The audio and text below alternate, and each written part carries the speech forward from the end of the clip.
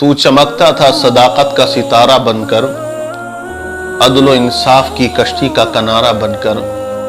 तूने औसाफ कोहन खो के जहां खो डाला, बेच दी अपनी खुदी अज़्म जवां खो डाला। क्या मिला अज़मत इस्लाम को रुसवा करके, चंद टुकड़ों के लिए दीन का सौदा करके। है मुसलमान फिर शान मुसलमानी ला, अहले ईमान है तो किरदार भी ईमानी ला। अहले ईमान है तो किरदार भी ईमानी ला। अल्लाह ने कुरान पाक में इरशाद फरमाया, वला तहिनु वला तहज़नु व अंतुमुल आलौना इन कुंतुम मोमिनीन। गम मत करो, सुस्ती मत करो, तुम ही गालिब रहोगे, तुम ही फाते रहोगे, तुम ही कामयाब रहोगे। शर्त यह है इन कुंतुम मोमिनीन, तुम मोमिने कामिल बन जाओ, तुम पुख्ता ईमान वाले बन जाओ, तुम मजबूत ईमान वाले बन जाओ। तो कुरान पाक ने हम लोगों के लिए बशारतें दी हैं कि तुम गालिब रहोगे, तुम कामयाब रहोगे, तुम हशाश व बशाश रहोगे। शर्त यह है कि पक्के और सच्चे मुसलमान बन जाओ। हिंदुस्तान का हम जब सर्वे करते हैं तो 25 करोड़ से ज़्यादा की आबादी इस मुल्क में मुसलमानों की पाई जाती है। लेकिन मैं आपको एक जहन और एक पैगाम देना चाहता हूँ कि इन 25 करोड़ से ज़्यादा आबादी वाले मुल्क के अंदर मुसलमानों की कम इल्मी और दीन से दूरी का आलम यह है। अगर आप सर्वे करें, जायजा लें और आप पूछें उस मुसलमान से जिसकी उम्र 50 साल हो गई, जिसकी उम्र 60 साल हो गई, जो हजरात एक मुसलमान के घर में पैदा हुआ, मुसलमान माँ का दूध उसने पिया है और उन्हीं की तरबियत में वो रहा और वो परवान चढ़ता रहा। लेकिन 25 साल, 50 साल, 60 साल गुजारने के बाद उसे ये पता नहीं है कि अरकान इस्लाम कितने हैं, इस्लाम की बुनियाद कितनी चीजों पर है। इल्ला माशाअल्लाह 100 में से 2 लोग ऐसे होंगे जो बता पाएंगे, वरना वो बिल्कुल कोरे कागज की तरह आपको नजर आएंगे। तो ईमान का मामला तो यह है कि जिस कौम के पास उनके मजहब की तालीम ना हो, कुरान की तालीम ना हो, हजरात वो कौम कैसे तरक्की कर सकती है, कैसे वो अपने ईमान को पुख्ता कर सकती है, कैसे वो अपने ईमान को मजबूत कर सकती है। हजरात ईमान को मजबूत करना, ईमान को पुख्ता करना ये बड़ा जरूरी है। आज ऐसा माहौल क्रिएट कर दिया गया है कि मुसलमान बड़ा घबराया हुआ है, बड़ी दहशत में वो नजर आता है। लेकिन तुम जब तक दहशत करते रहोगे तब तक तुम्हें डराया जाता रहेगा। तुम कामिल मोमिन बन जाओ, पुख्ता ईमान वाले बन जाओ, दुनिया तुम्हारे कदमों में सलाम करने के लिए आया करेगी। हजरात हकीकत भी यही है। हमारे असलाफ की तारीख हमारी निगाहों के सामने है। हम जब तारीख हिंद पढ़ते हैं तो इसी हिंदुस्तान के एक अजीम शहंशाह जिनका औरंगजेब रहमतुल्लाह अलैह कहा जाता है, औरंगजेब वो वक्त के आलिम भी हैं, वक्त के वली भी हैं। लोग तो उनके खिलाफ न जाने क्या क्या बका करते हैं और उनके खिलाफ जहर उगला करते हैं। मुखालिफ कैम उनके खिलाफ न जाने कितने कितने प्रोपगंडे चलाया करते हैं। औरंगजेब रहमतुल्लाह अलैह को कभी जालिम बादशाह कहा जाता है, कभी उनको कहा जाता है इन्होंने बहुत से मंदिरों को तोड़ा है। लेकिन मैं एक बात आप लोगों को बताना चाहता हूं, हिंदुस्तान में सबसे ज्यादा अगर तादाद है तो वो मंदिरों की है।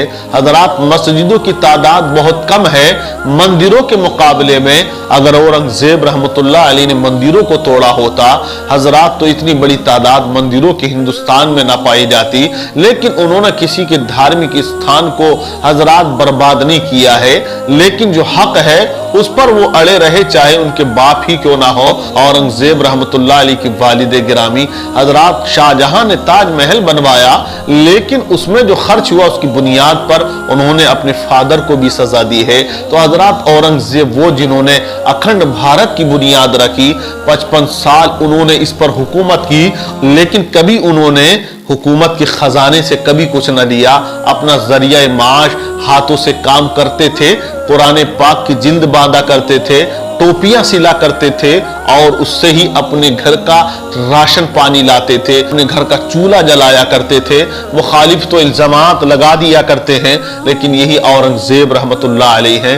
एक किले पर इन्होंने हमला किया है और उस किले का जो राजा है, बड़ा मजबूत किला वो बनाया हुआ है, उसमें वो पनाह लिए हुए है आपने उसको घेरा है। इसी दरमियान जब आपने उस पर मुहासबा तंग कर दिया है, जब किले पर आपने चढ़ाई कर दी है, इसी दरमियान नमाज का वक्त आ जाता है। औरंगजेब रहमतुल्लाह अलैह ने कहा नमाज पढ़ी जाए। तमाम सिपाही नमाज के लिए खड़े हो जाते हैं। वक्त का अजीम बादशाह भी नमाज के लिए खड़ा हो गया। हजरात, अब मुसल्ले पर इमाम साहब आ जाते हैं। अब नमाज मुकम्मल तैयारी के साथ पढ़ी जा रही है। राजा ने जब ये दृश्य देखा, ये मंजर देखा, तो उसने अपने वजीर से कहा, अपने सेनापति से कहा कि ये मंजर क्या है। कहा हुजूर, ये नमाज का वक्त है और ये मुसलमान अपनी इबादत इसमें किया करते हैं, यही अल्लाह की इबादत करते हैं, उसी के आगे अपनी पेशानी को झुकाया करते हैं। इस वक्त ये दुनिया का कोई काम नहीं करते हैं, सिर्फ अल्लाह की याद में ही मशगूल हो जाते हैं। अब राजा ने कहा कि तीर अंदाज को बुलाया जाए, जो सबसे ज्यादा तीर मारने वाला हो और अच्छे निशाने वाला हो। तीर अंदाज को बुलाया गया। राजा ने कहा कि जो सबसे आगे खड़ा है ये इमाम है, इस इमाम के सीने में तीर पेवस्त हो जाना चाहिए। तीर अंदाज ने कहा हुजूर, आपका हुक्म सर आंखों पर है। उसने कमान में तीर चढ़ाया और निशाना लगाया, और ऐसा निशाना लगाया कि वो तीर इमाम साहब की छाती में उतर जाता है। वो मुसल्ला इमामत पर जो नमाज पढ़ा रहे थे आलिम दीन, शहादत का जाम नोश फरमा चुके होते हैं और शहादत का जाम वो पी लेते हैं।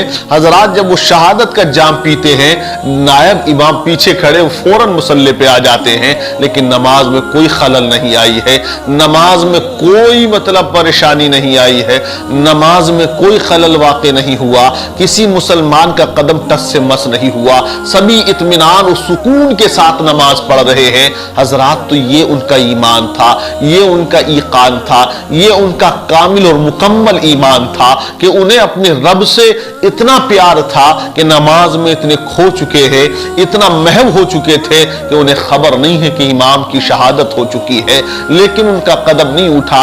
हमारा हाल तो यह है, भी आपने देखा कि लॉकडाउन के जमाने में अगर ये कौम गई दादागिरी के साथ इमाम से कह दिया कि नमाज आप पढ़ाएं, मस्जिद फुल हो जाती है। हालांकि यूं तो नमाज पढ़ने नहीं आए, लेकिन लॉकडाउन पे इमाम पे दादागिरी दिखाने के लिए कि हजरात हम पढ़ेंगे, कौन किसकी मां ने दूध पिलाया है हमें रोक दे।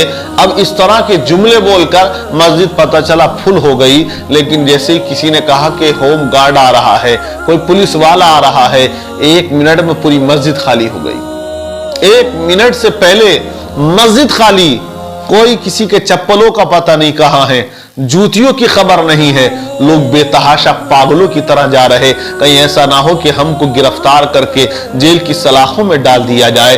आए तो थी इमाम पे तुर्रम खानी दिखाने के लिए कि हम नमाज पढ़ेंगे, लेकिन जैसे ही एक पुलिस वाले का नाम सुना, वैसे ही दुम दबा के भागते हुए नजर आए। तो ये आज के मुसलमान का ईमान और ईकान है, लेकिन वो औरंगजेब के जमाने के मुसलमान है और उनके दौरे हुकूमत के मुसलमान है और उनके सिपा सालार और सिपाही हैं। जब इमाम शहादत पा चुके, नायब इमाम मुसल्ले पे आ गए।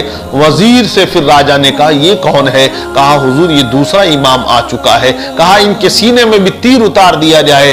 तीर अंदाज ने तीर कमान में चढ़ाया और निशाना लगाया, और ऐसा निशाना लगाया कि वो तीर भी इमाम साहब के सीने में पेवस्त हो जाता है। नायब इमाम भी शहादत का जाम नोश कर जाते हैं। 2 इमामों ने शहादत पा ली है। अब हजरात थोड़ी ही देर गुजरी थी कि हजरात फिर मुसल्ले पे कोई नजर आता है।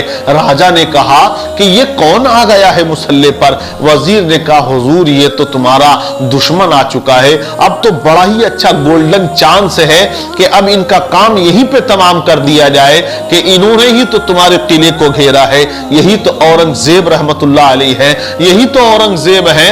अब ये आगे आ चुके हैं, निशाना लगाइए। राजा ने कहा नहीं नहीं, निशाना ना लगाया जाए। मैं इनका एहतराम करता हूं और मैं इनके जज्बे को सलाम करता हूं, मैं इनकी इबादत को सलाम करता हूं, मैं इन लोगों के तक़वे और तहारत को सलाम करता हूं, मैं इनके ईमान को सलाम करता हूं कि 2 लोग शहादत का जाम पी चुके, उसके बावजूद भी इनकी नमाज में कोई खलल पैदा ना हो पाया। ان کے ایمان نے بالکل ہٹنے نہ دیا۔ اس لیے میں کہتا ہوں کہ جو قوم اپنے رب پر اتنا ایمان رکھتی ہے، جن کا ایمان اتنا پختہ ہو، جن کے اندر محبت اتنی پیدا ہو، جو اپنے مذہب سے اتنا پیار کرتے ہوں، اپنی عبادت سے اتنا پیار کرتے ہوں، وہ قوم کبھی ہار نہیں سکتی ہے، وہ قوم کبھی ناکام نہیں ہو سکتی ہے۔ اس لیے ہم ان سے کبھی جیت نہیں پائیں گے۔ اس لیے ان کے ایمان کو دیکھ کر میں کہتا ہوں کہ قلعہ ان کے حوالے کر دیا جائے۔ حضرات، یہ وہی راجہ ہے، آتا ہے، آ کر اورنگزیب کے قدموں میں تمام قلعے کی چابیوں کو رکھ دیتا ہے، اور اورنگزیب نے دنیا کو یہ بتایا ہے، اے لوگو، یہ سر جب تک رب کی بارگاہ میں جھکے گا نہیں، تب تک تمہیں کامیابی مل نہیں سکتی ہے۔ جب جھک جائے گا تب اللہ تبارک و تعالیٰ تمہیں بلندیاں عطا فرمائے۔